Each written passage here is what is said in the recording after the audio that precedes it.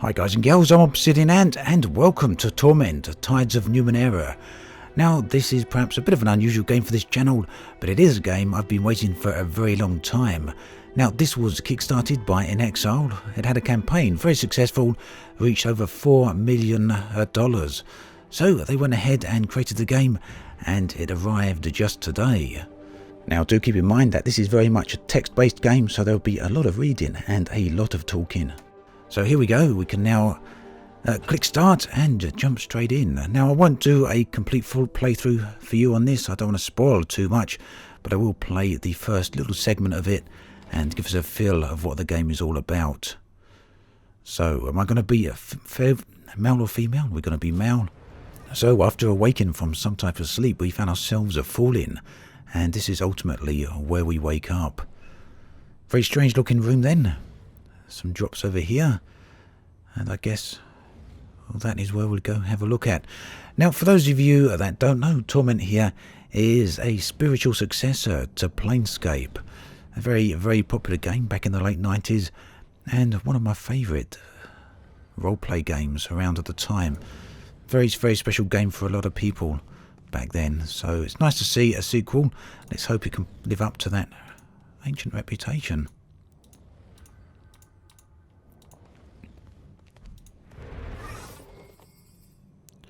Jumbled thoughts cloud your head as you study the empty bowl before you. Drops of liquid fall from the ceiling, spattering on the ground next to the bowl. The light from every drop is reflected in the bowl's rounded hollow, as if it hungers for that light, and needs to be filled. Yet the bowl remains dry. Another drop falls from the ceiling and splashes across the pylons.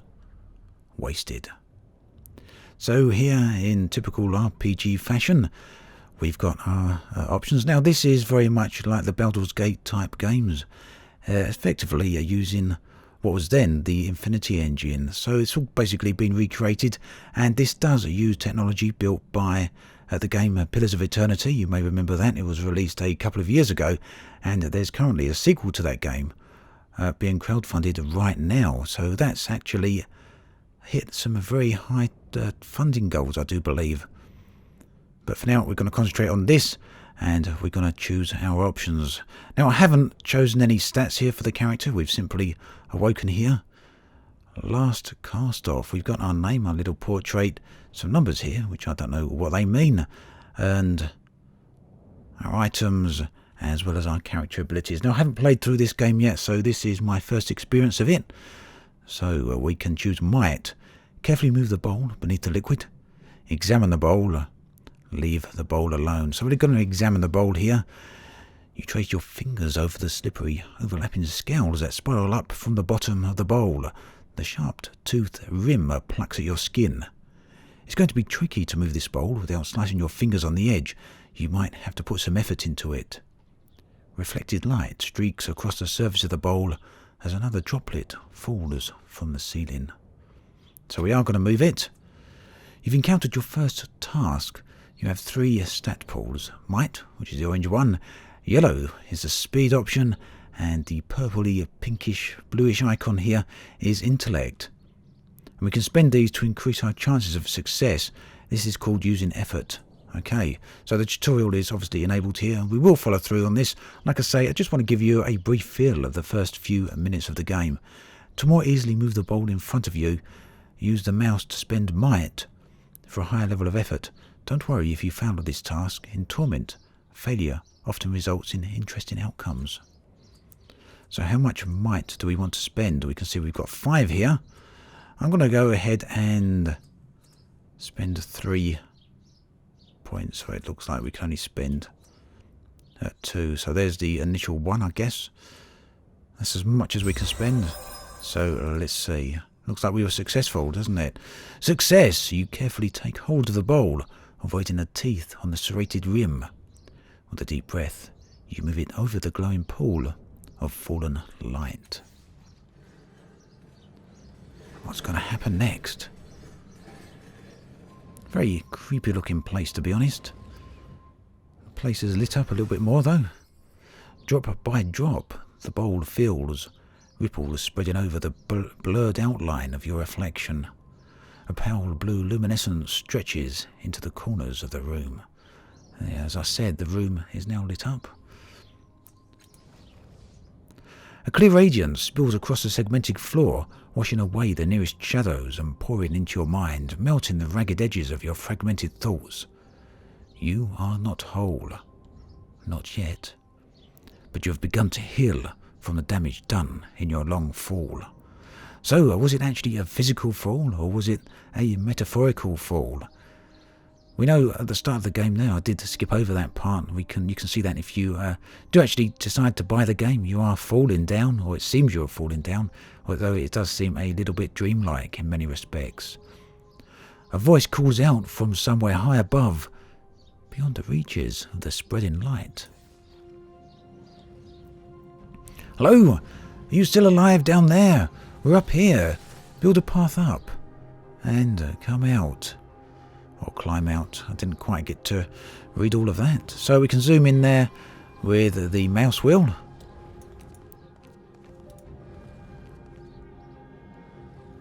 And now we've got a few more options here. We can see our options and our, whatever that was, character abilities. I assume that's into our inventory. We come back to have a look at this later, I guess. Lots of stuff here. Quest items contain any special items required for quests. Quest items cannot be discarded or sold. Okay, but before we go on to that, let's do as we've been requested and climb on out of this strange looking pit. Another ball of light. As soon as you touch the orb, a memory floods your mind. You stand in front of a rusted door. The air is humid and dank. You've had a moment's respite from this waterlogged hell, a bubble of stale air, your resting point. You've breathed water before, and you've lived decades beneath the waves. But this body's an air breather, and the constant pressure has been crushing you ever so subtly. Worse, your companion's mind seems to be wandering from the task at hand. He's a genius with machines, as you well know, but now he seems distracted. Excuse me. The device in his hands is covered in knobs, wires and antennae. He believes it can get the two of you through the corroded door, but he's merely staring at it. Perhaps he's lost faith in his invention, but that is hardly your concern. This mission cannot be delayed. It must proceed. Deceive him by telling him you've heard the sounds of pursuit. Threaten him until he returns to the task at hand. This is taking too long. Cast a spell, Esotory, to fix the device yourself. And why not? You mumble a few words, drawing power from the air around you until a solution appears in your mind. You snatch the device from his hands, rewire it and shove it back at him. Oh, he says, examining your work. Sorry, I was trying to improve the thing. He waves the device at the door, and the stale air of your bubble freshens as the door swings open. A dark hallway lies beyond, a passage that links the water, bordered cells and the aquatic viewing areas. What you seek lies there. Moments later, you're underwater again, your hands closing around a strange yet familiar artifact you need to complete. Something. It hovers above a pedestal, rotating in the dark water. An electric current runs through your fingers as your hand crosses the vertical plane of the pedestal, and an iridescent field coalesces so fast that the wave of pressure dazes you for a moment. The rising pulse of a sonar alarm ripples through the water. The guards won't be too far behind. Run! You can come back for it. They won't be able to protect you forever. Disable the sonar pulse. Use a device to stop them. One of the ciphers on your belt. Let's see if we can disable the sonar pulse. You focus on a cloudy base for the pedestal. Your fingers instinctively find the control panel for the jeweled force field, almost as if you had built it in the first place. You remove it, casting it to the side, and you reach inside to deactivate the crystals that power both the pulse and the pedestal. As you remove them, a scaly hand falls upon your shoulder. Your head whips around and you see only the inky blackness of a piscine eye. The memory begins to fade, as if you are being drawn backward through a tunnel, and you hear more pylons rising from the pit. Something is wrong. The events within the orb have settled into that gap in your mind, but the edges of it are rough, as though the memory of it itself is not truly yours. There's something else, a gust of sour air pulling you at you, like a predator inhaling the scent of its prey, at the far end of a dark, whispering field. So this place is certainly expanding out a little bit, and it seems we've absorbed the orb or become a part of the orb. Maybe we are one and the same with the orb. Oh no, the orb is now up here. Okay, so it's going to lead us out perhaps of this strange, odd looking, almost gothic looking place, I guess. Cathedral in some tone. Interact again. Let's see what happens this time. You stand beside a woman on a verdant crag. Beneath the two of you is a broad plateau towering above the overgrowth far below. Strange machines have been built into the cliffside, presumably for reconnaissance or defence. A metallic disc gleams from the centre of the plateau. Your self-aware humanoid machines drill into the base of the cliffs far below. If you were looking for a sanctuary, and you were desperately, this seems to be the right place. I don't know about this, the woman says, her voice flat, neutral. Her voice is turned away from you. What makes this place any more secure than the other ones we've found? Draw her attention to the hidden details that your more experienced eye can clearly see. Use your charm to persuade her of the merits of the site and remind her of the time constraints. Convince her with the wisdom of your superior intellect. Let's see if we can convince her by showing her what's actually around here. You shade your eyes against the bright sun so that you can point out the thin bands radiating out from the metallic disc. How the energy from those bands affects the local fauna, suggesting an enormous source of prior world energy. She thinks deeply. It's geologically sound. Have you run the sounding samples and checked the strata? No major caverns or weaknesses showed up on your resonance scans. She waits for your affirmation and says, "All right, I'm convinced." The two of you sketch your plans for the sanctuary, drawing schematics and architectural diagrams, and then you descend onto the plateau to examine the open ground. The woman suggests having one of the servitors build a shelter for your time here. You try to draw one of the constructs away from its task, but it does not respond to your voice. When you lay a hand on its shoulder to reinforce your command, it whirls and strikes you across the face with inhuman speed. It turns back to its task, ignoring you. Your companion helps you rise, laughter in her eyes. It seems your construct has other ideas. What's the matter with it?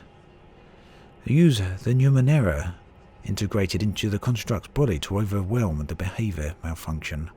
Examine the construct for mechanical force. Look for a deeper solution. Perhaps it's an effect of the metallic disc itself. Use the Numenera device integrated into it. A mist falls onto the plateau as you activate the time-scarred artifacts fastened to the construct's behavioural core with a sub-vocalised command. With an abrupt clack and a pulse of pleasant warmth, the devices purge the error, and 7 copper-banded spheres drop out of the evenly spaced rifts in the air. Ignoring this common side effect, you give new orders to the malfunctioning construct in a firm, clear voice.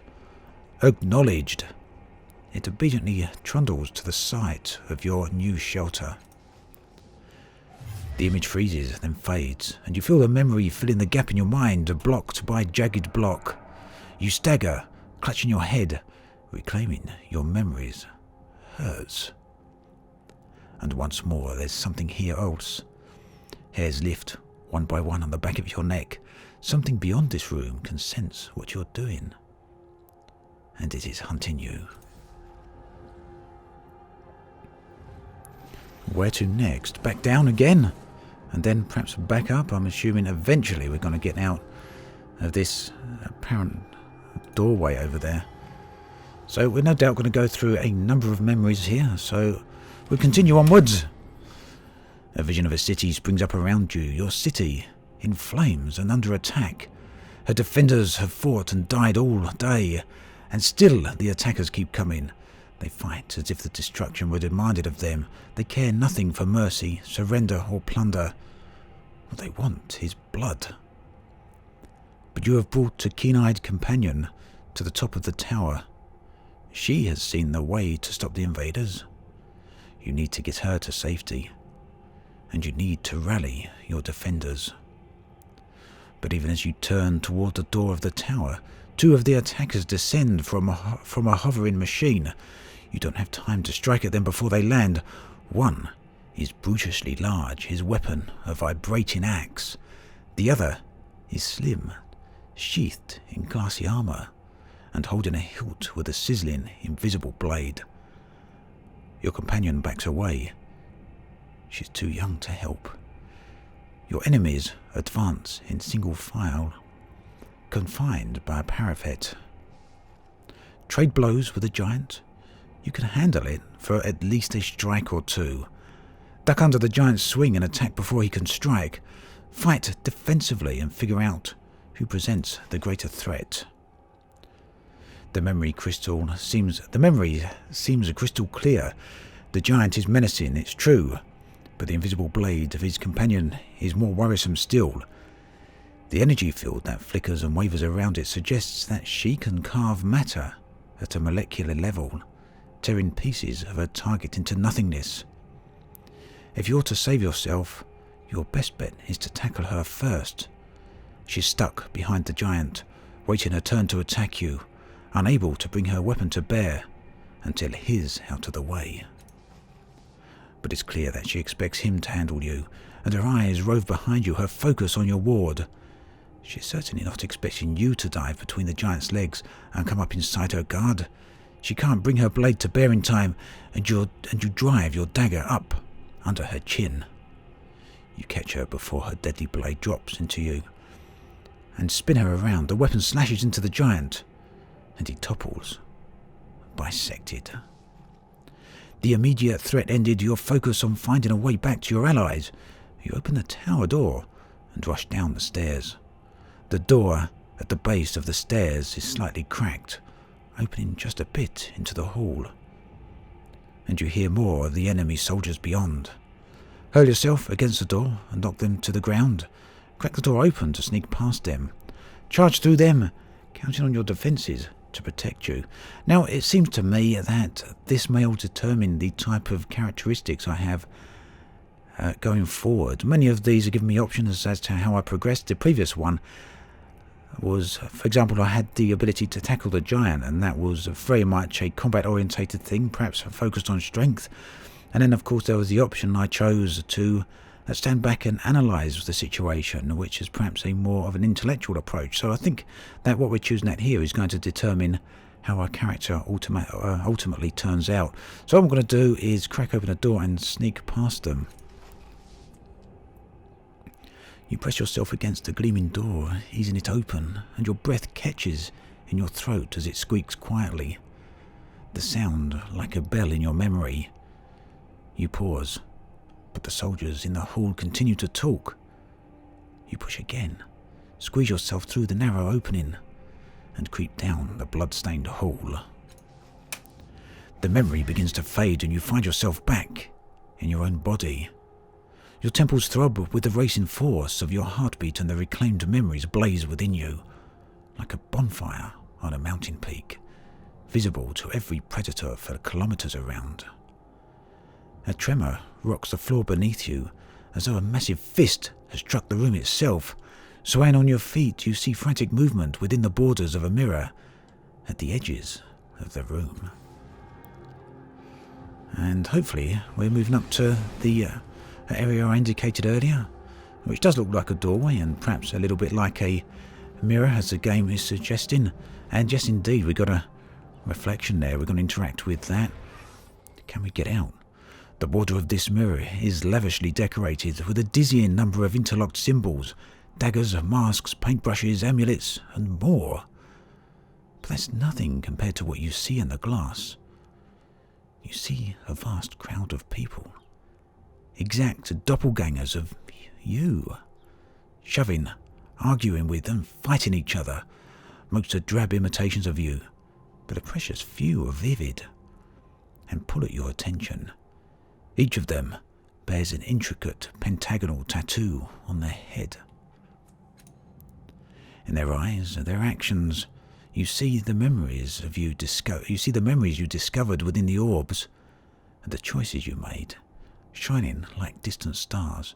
Your hand twitches at your side, and though some of the bright doppelgangers ignore you, an even smaller number immediately turn to you, waiting for you to choose them and learn what you might become. A rumble shakes the room, and a slow vibration spreads from the darkness below, rippling towards the ceiling. Point at the doppelganger moving cautiously through the crowd. Point at the intelligent doppelganger with a furrowed brow. Point at the doppelganger observing all the others. Step away from the mirror. Ooh, very interesting. So, certainly relevant to the options I chose in the preceding dialogue. And these are all very much intellectual based or stealth based, not confrontational in any manner at all. I'm going to point at the doppelganger, observing all the others. Sidling around the edge of the unruly crowd, the doppelganger cautions you to silence with a finger at its lips. Together you scan the room and its inhabitants, noting every potential hazard and hearing every drip of strange liquid in the depths beneath your feet. Quietly, the doppelganger waits for your decision. Yes, that is who I am. The remaining doppelgangers scatter for the edges of the mirror and vanish. Your chosen identity steps forward. Its appearance changes as it steps out of the rippling glass. Its face exudes intelligence and confidence. Shadows of several devices shimmer all around it. Technology of several kinds from a myriad of past ages. You get the feeling you would be comfortable with all of it. The word nano sounds in your mind. Gained the descriptor observant. Your doppelganger continues walking, stepping into you, filling you, making you whole. Your decision rings out into the cavernous room, awakening and unlocking vast mechanisms behind the walls. Suddenly, a grotesque noise rings through your shared worlds, like a bell if bells could rot. Something is coming. And we've restored 2 points to our might pool. The mirror fades, leaving a dark, open doorway. You take a deep breath and step through.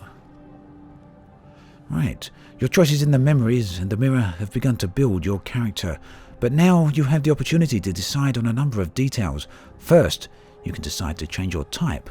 Type defines the abilities and skills you'll be able to acquire as you advance.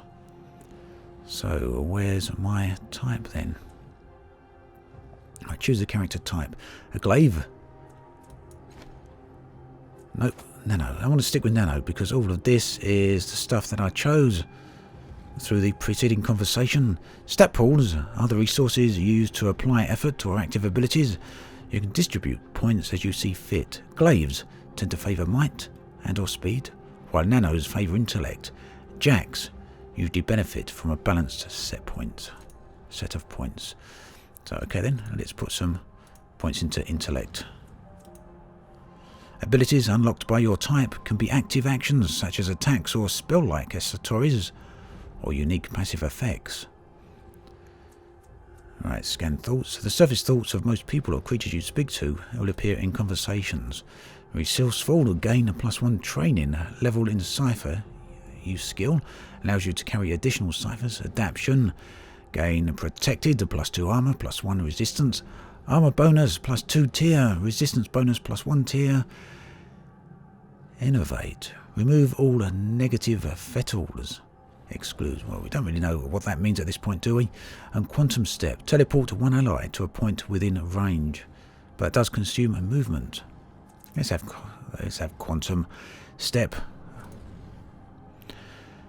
Character creation. Most skills increase your chance of success on specific kinds of actions and tasks, but some give other passive bonuses. Each skill starts at a novice level and can be increased to a trained and specialized, granting greater bonuses at each level. Descriptors often leave some skills at the ability and ability level, meaning they inflict penalties. When upgraded, these return to the novice level. Right, law neutral. 15% bonus per level. Academic knowledge of the natural sciences and the physical creatures. Academic knowledge of machines are mechanics and the physical sciences. Academic knowledge of sciences that are not exactly physical nor natural, including strange or trans-dimensional creatures. I think we'll go with that. I don't know how many points I've got there. It looks like I can only spend 1 point at the moment, so we're going to go with mystical. Weapon skill. Only glaives receive training in weapon skills. Oh well. In character creation, although you chose your descriptor from among the many doppelgangers in the mirror, you now have the chance to view the specific bonuses and penalties it grants. You can also examine the effects of other descriptors and choose a new one if you wish. No, we're not going to do that. We're going to simply go with what we've already got. Are you sure you wish to proceed? This is your last chance to change the last cast-off's character type or descriptor. It looks like we've got everything that we actually need, and I'm not going to go through all that list because I'm quite happy with how I played the mirror area. So here we go, loading. Quite an extensive introduction there. Let's move in and see what the game itself is like.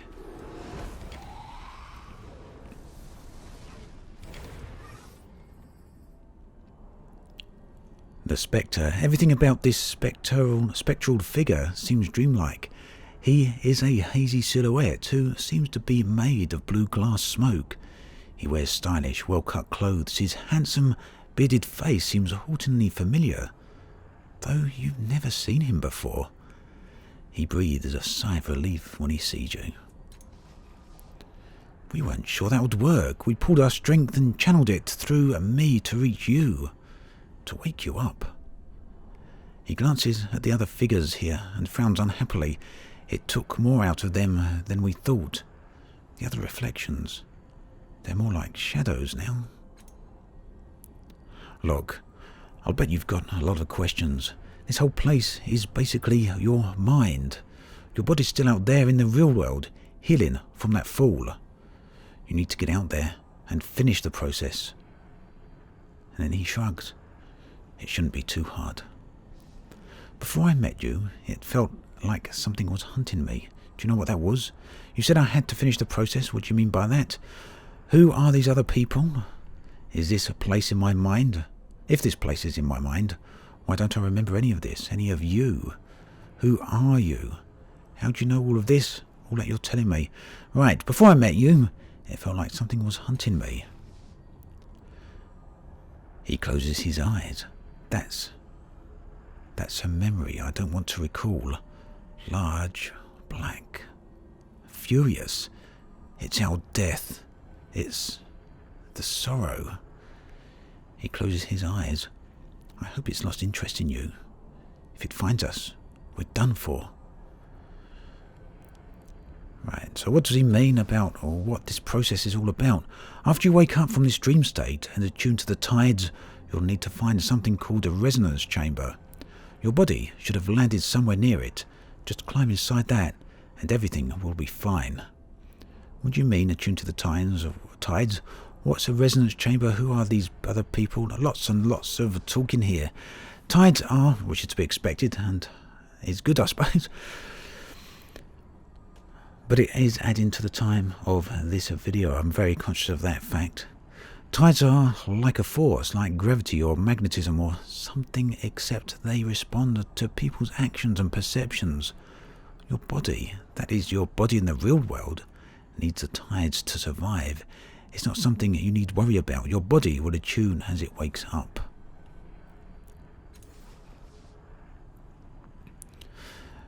So I ask him how he knows all this, and he throws up his hands in frustration. I'm a part of you. I look at you and I know this place was made for you, for us. And I remember the pieces of knowledge that came to me when you ask your questions. But that's all.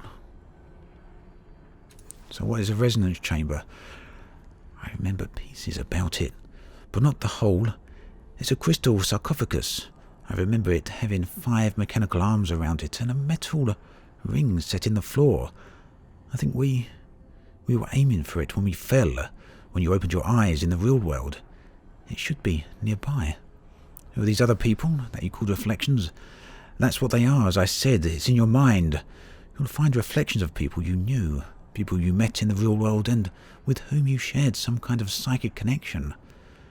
I don't know how or why. It just happens. So if this places my mind, why don't I remember any of this? It's your mind.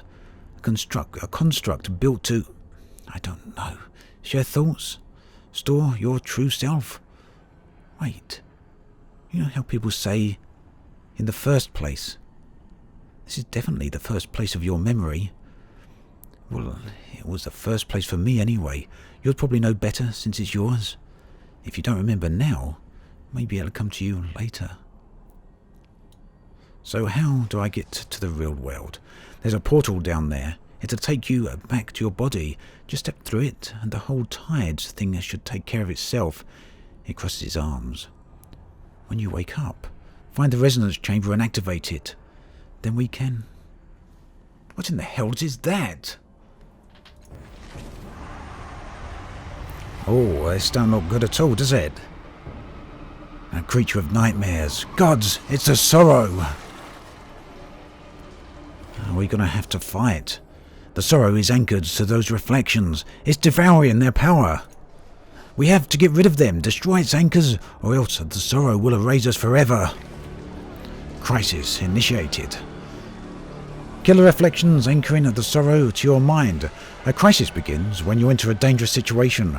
Crises are turn-based encounters where you can fight, sneak, manipulate the environment, or talk your way out of trouble. Well, I'd like to see him talk his way out of this. Each turn you can take one action or attack or activate an ability. You can also make one move. The reflection near you, kill it.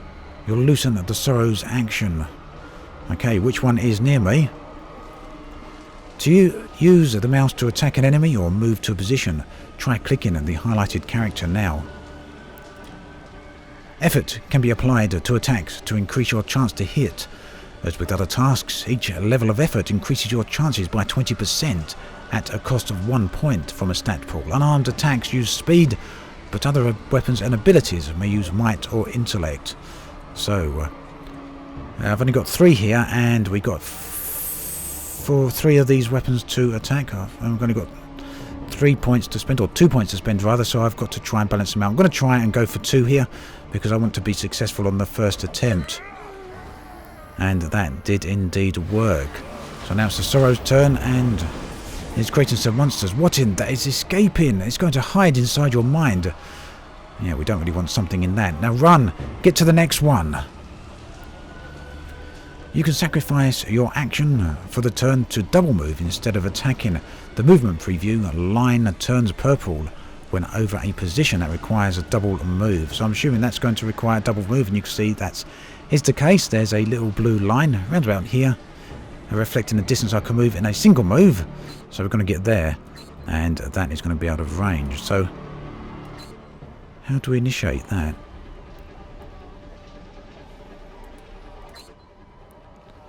Out of range attack.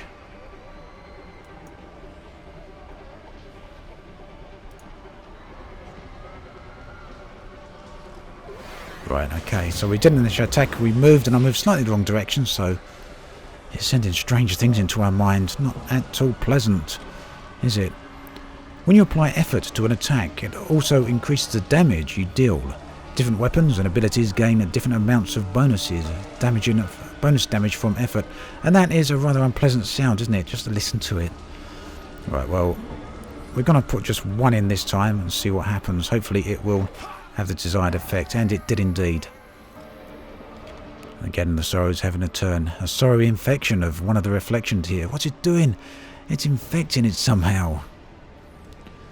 Fettles are temporary conditions or status effects that can improve or reduce a character's stats. The sorrow has just placed a fettle on the remaining reflection. You can't remove this fettle, but you may find a way to overcome it. Like hitting it, cast-off's turn. So here, what else can we do? The armor stat reduces the physical damage of the fettle. The sorrow placed on the character has boosted its armor by 10, meaning it will absorb 10 points of damage from each attack. This reflection's armor is now too high for you to overcome it with your unarmed attack. The reflection is protected somehow. You need to find a way to hit it even harder. Grab that piece of the mirror glass. It might have enough residual energy to kill a reflection. So where is that? To pick up loot, use the mouse on the highlighted object, then click or take hold and double click the individual item you want. Well, there's no way I would have noticed that and land there on the ground without the reflecting icon. To activate an item, left click on the item's icon in your bar above your portrait and then click the character you want to target.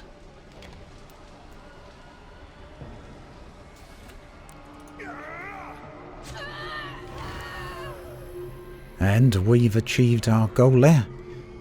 And the sorrow is gone, although probably not destroyed, I would imagine.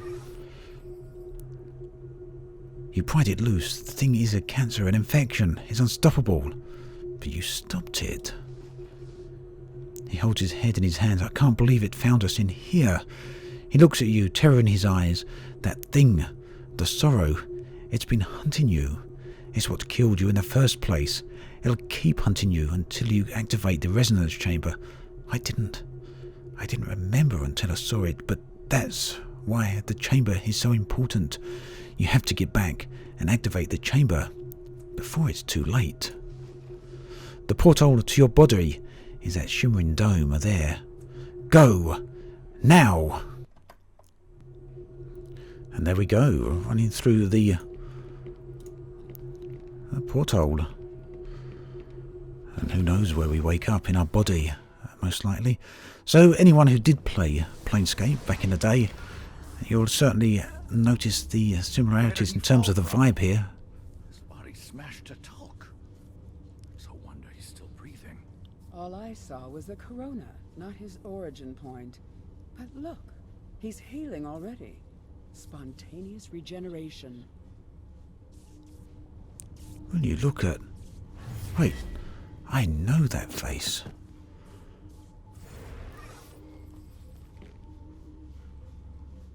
Oh, what was that? What did you do, Calstage? Calistig? Let's call him Calistig. His tone has become accusatory, suspicious. You open your eyes.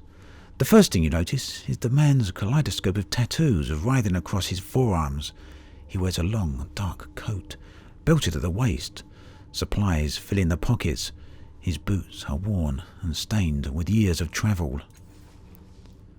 You blame me? He emitted an internal physiological reaction in response to the fall, probably related to that fantastic healing process. Obviously, Alligern. Her voice rolls and hisses, and you have to rub your eyes to be sure that you're not seeing double. And I can see why he might think that hit his head a bit too hard, perhaps. Or that is just the way she is. Faint echoes of her reactions trail from her, each nearly mimicking her, though some act and react to stimuli that you can't perceive. Her vivid hair and outrageous clothing remain constant through these shadows. Oh yes, it's obvious, Calistig. His voice is grim and clipped. Then he sees you looking at him. You're no ordinary mortal. We know that much. Start talking. His face is hard and set. Scanned thoughts. He's the changing god. Calistig is deliberately blinding herself, but why? I'm no ordinary mortal. What do you mean? Who are you? Where am I? How did I get here? Was I dead? You fell an incredible distance. Yet here you are talking. Do you really not? And he cocks his head to the side then. You don't know, do you? I'm starting to think you're not him. Starting to think, Halligan. Tell me, is that a novel experience? Scan thoughts. Halligan's being more paranoid than usual. Halligan is being more paranoid than usual. How long must I put up with him? So who's thinking this? I assume Calistig is thinking this.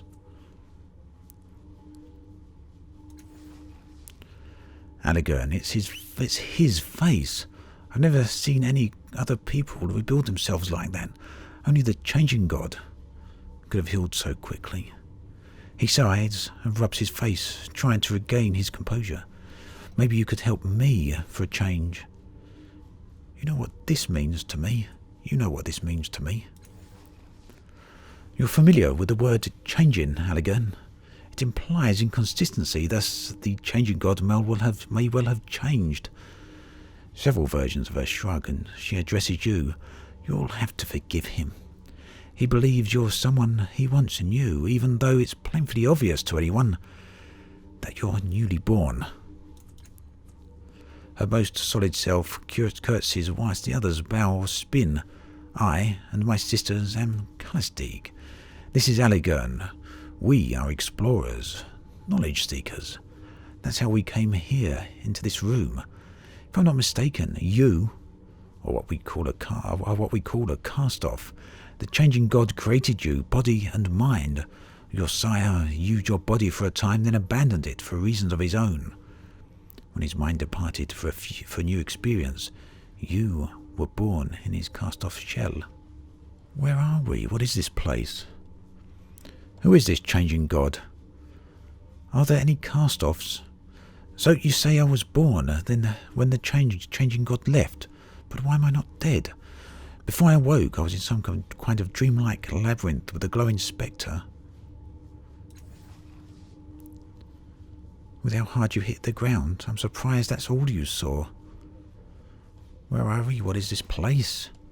A sanctum of your sire's. The common belief is he has several such places throughout the Ninth World, possibly other worlds as well. We were only just able to gain entry to this one because of your grand entrance. So who is a changing god? Ha! That's something coming from you. Calistig gives Halligan a sidelong glance. The changing god is your sire, dear. He discovered a path to immortality long ago, a means to transfer himself to a new body of his own creation. I don't think he knew, however, that when he abandoned one body, another mind was birthed to fill the void. Halligan, oh, he knew all right. He eyes you up and down coldly.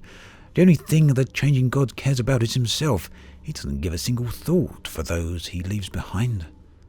Scan thoughts. He sees us as experiments, not humans. So it's nice to be able to read these people's thoughts. Are there other cast-offs? Dozens. Hundreds. Who can say? Your sire has been doing this for several centuries. Though if all of them were born the way you claim to have been born, it's a wonder any of them survive. So you say I was born when the changing god left, but why am I not dead? I used a cipher to slow your fall further, but the damage still would have killed an ordinary person. But think about it. If you're the kind of person who can make your body into anything you want, what do you do? If you constructed bodies for centuries, you want to make each one better than the last.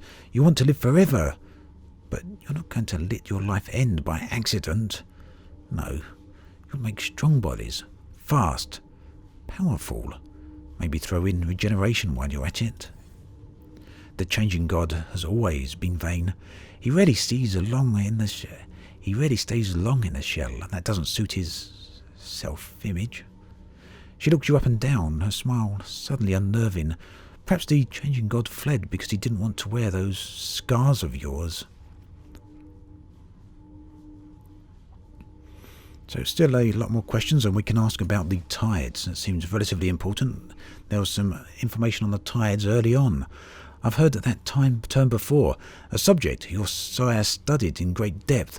I'm afraid it isn't my field of inquiry. I want to ask about something else. Yes, how do we get out of here? So we'll know if anything can kill us. An excellent question. Having seen your regenerative abilities in action, I suspect they are primarily physical, of regrowth. If that's the case, you'd be unable to survive most varieties of psychic or molecular decomposition, disintegration, conflagration, and so forth. Degenerative diseases could pose a problem, and I know of several entities capable of psychic destruction. She speaks, a vision flashes into your mind. It's not yours exactly. Somehow you know this is a memory of the changing gods. You're in a dark room, lit by a myriad of blinking lights and holograms from the many machines surrounding you. What about a body that can withstand the sorrow's attacks? Says a voice. It seems to not be coming from one of the machines. No, you reply.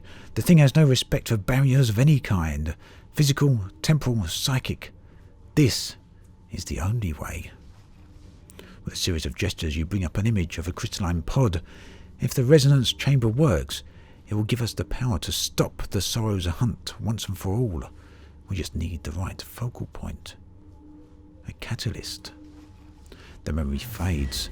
Callistig is talking. You realise that the device you saw in the memory is identical to the one behind you now. It looks just like the Spectre had described it, a transparent sarcophagus inside a crystalline dome, with mechanical arms arrayed around it on a metal ring. Unfortunately, the dome is shattered, the sarcophagus is cracked, and one of the arms is in pieces on the floor. Whatever its function, it clearly needs repair. Or flesh-eating viruses, one presumes disfigurement by the iron wind, would likewise be devastating enough too. And Callistig is still going on. I think he gets the point, Callistig.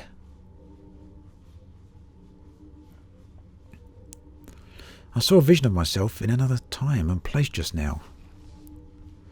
I saw you staring out into space while Callistig graphically described all the ways you could die, but that's about it. He snorts. Only noticed because I did the same thing. Do either of you know about the sorrow?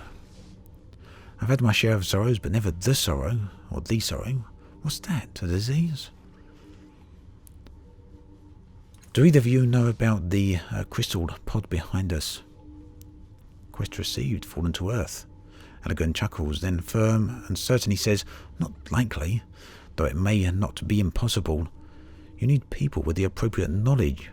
I'm sure the cult of the changing god will hold the answer. Her distaste is evident in the expression of her echoes, although the face of the one in the lead remains carefully impassive. You'll turn to the insane to help a newborn. Where's your judgment, Elegern? I will take him to the Order of Truth. So let's have a look about the Order of Truth. Knowledge seekers. They learned who try to wrest secrets from the hearts of the prior worlds. They gather in the city to exchange their findings and help humanity to build a brighter future. And then she smiles brightly. Our friend Elegern here was once one of them. Frauds, quacksalvers and charlatans. They don't have all the answers, and I'd not trust them with the changing god's secrets. You're just angry that they couldn't help you with yours. Her echoes tinkle laughter. But I'm being too cruel, dear Elegern. Let us take our new friend to the Order. Let's hear about the cult of the gods, of the changing god. Despite what she says, they're not insane. They're eccentrics. She laughs, but he soldiers on. They're worshippers of, well, of your sire, the changing god. They devote their lives to understanding your kind. Thank you for your help, but I'll figure this out for myself. Alagern, will you take me to the call to the changing god? Calistig, will you take me to the Order of the Truth? Let's go see the changing god. A wise choice. Your worshippers are likely to cut you apart. And they're sometimes fools. Or your worshippers aren't likely to cut you apart. And they're sometimes fools, but they collect knowledge and data. They'll tell you more than you care to know about whoever you are. And they could give you good counsel. Calistig sniffs and gives Alagern an acid glare. Good counsel? The best counsel is to come with me. I'll accompany the two of you. When you change your mind, you'll need an introduction to the Order of Truth. Fine, we'll both go. But don't be surprised when Calistig leaves you broken in the ditch, with your purse empty. Why, she laughs it off. That's a good experiment. Calistig, suspicious as always, Alagern. Child, the world is an exciting place, but it is full of dangers. Rest assured, one of us will get you to safety, where you need to be. I'll be right behind you. A sunny smile crosses her face, and she thinks. I shudder to think what Alagern might do to the child. Okay, so perhaps Calistig is more trustworthy. Why do you want to go with me? What's in it for you? I won't deny, says Calistig, that you're an exciting find, but it's not about that. I just want to see you safely out of the reef. Scan thoughts. He thinks, who knows what secrets this child could help me find if I can help him live long enough. And Alagern, oh, that's the lady saying that. Okay, muzzled up, who's who here? Alagern, of course, is the guy with the mohawk, or what looks to be like a mohawk. Kid, you're not safe here. And not just because you're new. Treasure hunters trawl the reef, scavengers who would sell you for parts if they knew where you come from, what you were. If he's not the changing god, he needs my help. And if he is... All right then, let's go. You've gained your first companions. They will follow the last cast-off and be controlled during a crisis. You can speak to them about their past and take advantage of their unique abilities and skills. Companions have their own motivations and personalities, and depending on the choices you make, they may not follow you forever. You will find more companions who can join you as you travel through the Ninth World. Take this opportunity to explore your surroundings. You may find items, equipment, and more to assist you. When you are ready, you can leave the Broken Dome using the stairs to the northeast. And I think that is where we're going to leave it then. Turned out to be a lot longer than I was expecting. I was basically going to do a summary of the first hour or two of playing the game. But as you saw, the first hour is very much a lot of reading, a lot of character introduction, and a lot of introduction about the way the world operates itself. So as we go on from here, there will no doubt be a lot more reading and a lot more interaction with everything else in the world. And yeah, overall the game is certainly very reminiscent of Planescape. If you ever played that, you will see a lot of similarities here. In fact, the room here, the room the characters are in right now, is very reminiscent of the room you begin in Planescape Torment. So, yep, there we go, there we have it. That is the first hour of Torment, Tides of Numenera. If you want to see more of this, do let me know in the comments section. I'm more than willing to do some more videos. As always, thanks for watching, and I'll catch you guys and girls next time.